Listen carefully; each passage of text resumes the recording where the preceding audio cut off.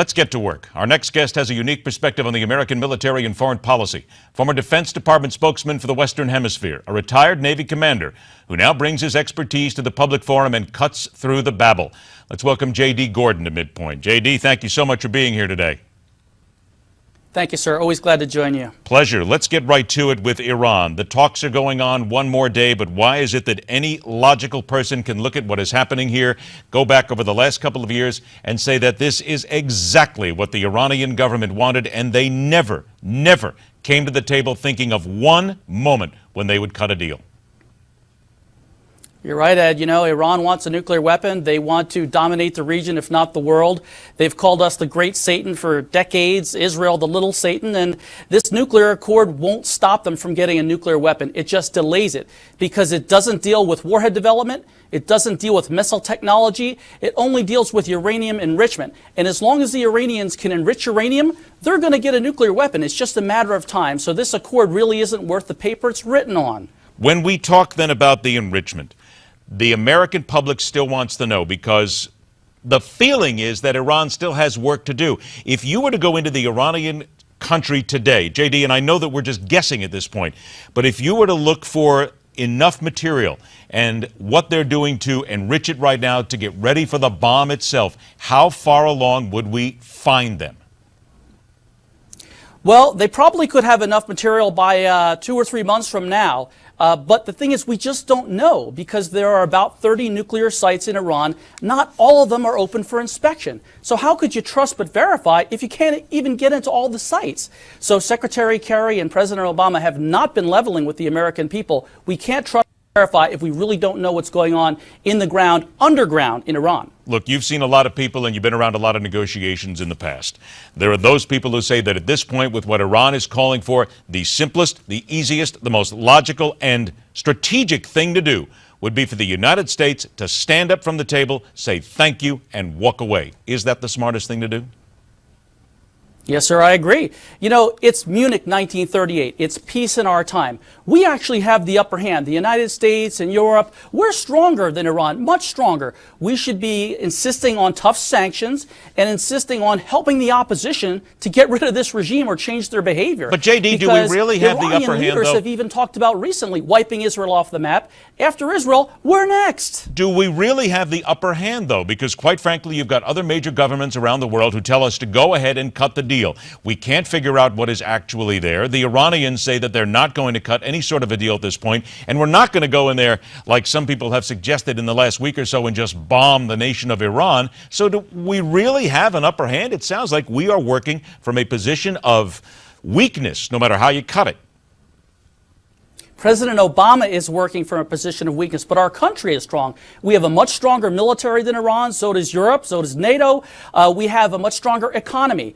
We could have a lot more leverage on Iran than we do now. Iran has the weak hand, but yet they're playing as if they had the strong hand because of President Obama's leadership. So I think we really should have these tough sanctions that should continue against Iran and work with the opposition. The only reason the Soviet Union fell is because we worked with opposition figures too. There was reform, then the regime collapsed. We need a new regime in Tehran. That's the big problem. We need one that's more friendly towards the United States and at least supports coexistence. Iran's trying to dominate the whole region. Look, they now own the capitals in Lebanon, in Syria, in Iraq, and now even in Yemen. So Iran is trying to encircle the region. That's a great threat to the U.S., to Israel, but also to the Saudis and our Gulf allies. JD, I got about a minute left before we take a break, come back and talk some more and change subjects here, but last one here, minute to go. Why should the American public, Joe Beercan sitting at home right now, the guy, the gal who work hard for a living, why should they care really what happens with these negotiations? Well, once Iran is a nuclear power, they're going to basically be the regional bully. They'll take over countries like Bahrain, where we have the Navy's Fifth Fleet. Bahrain is majority Shia, and so the Iranians used to own it. It used to belong to the Persians a couple hundred years ago. They want that back. Also with Yemen, they control the access to the Red Sea and the Indian Ocean, since they now control Yemen. And for the Strait of Hormuz, they control that. So oil prices could go up. That's how it could impact us. And Iran could also take aggressive action against Israel. And also they see us as a threat, so they could take action against us. Hezbollah is an Iranian terror proxy, they conducted those two embassy bombings, or the embassy bombing in Buenos Aires and the AMIA Cultural Center in 92, 94, killed over 100 people. They could strike anywhere throughout the world. Americans really ought to be worried about Iran as the greatest threat we have. And the killing of more Americans. J.D. Gordon, please stand by. The increased militarization of the Middle East, a powder keg just waiting for a spark, and what it means for us here at home, and more when we continue right here on MidPoint.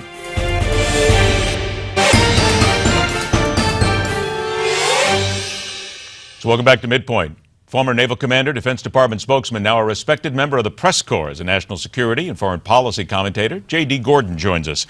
J.D., let's turn to the militarization of the Middle East, because I use those words, militarization, destabilization. You now have Saudi Arabia getting just a little bit more anxious, if you will, about what's happening in Yemen. We hear that Iran is spreading throughout the region. We hear that Pakistan is now getting involved. We are looking at a region where we have so many factions that are now starting to become militarized even more than they were.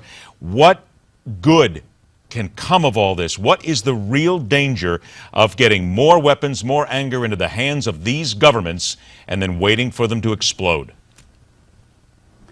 And it's a very frightening situation. This proxy war that's been going on for decades, with Saudi Arabia representing the Sunni set of Islam and the Shia in Iran. So this proxy war has been going on for decades. A lot of that unfolded in Iraq, as we saw, as the bitter fights between the Shia and the Sunni continued. That's going on right now in Yemen, as the Shia Houthi rebels in North Yemen have taken over the government. The Shias in Yemen are about a third population, but yet they're supported by Iran, because Iran wants to squeeze Saudi Arabia and have it in a pincer.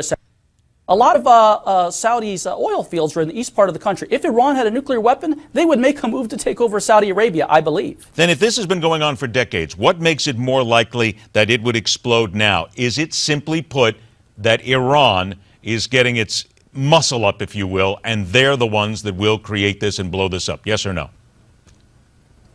Yes, sir. And also, it has to do with American leadership.